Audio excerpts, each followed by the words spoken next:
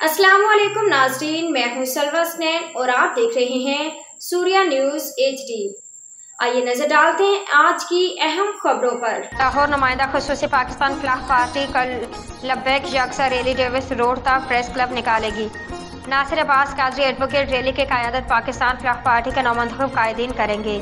Senior नायब सदर पंजाब शुमाली तफसीलात के मुताबिक पाकिस्तान फलाह पार्टी पंजाब शुमाली के सीनियर नायब सदर मरकजी रुकन मशावरत नासिर अब्बास कादरी एडवोकेट ने कहा है कि पाकिस्तान फलाह पार्टी के ज़ेर-ए-इत्माम फ़लस्तीन पर सहवनी ताकतों के ज़ुल्म बरूरियत और गज़ा में तकरीबन 45,000 बेगुनाह मुसलमानों की शहादत पर एहतजाजन 10 नवंबर को 2024 बरोज़ इतवार दिन 1 बजे लब्बैक या अक्सर रैली निकाली जाएगी। रैली का आगाज़ डेविस रोड से होकर इख्तिताम पर प्रेस क्लब शमला पहाड़ी लाहौर पर होगा। लब्बैक या अक्सर रैली की क़यादत पाकिस्तान फलाह पार्टी के नौमंतखब मरकजी सूबाई कायदीन करेंगे।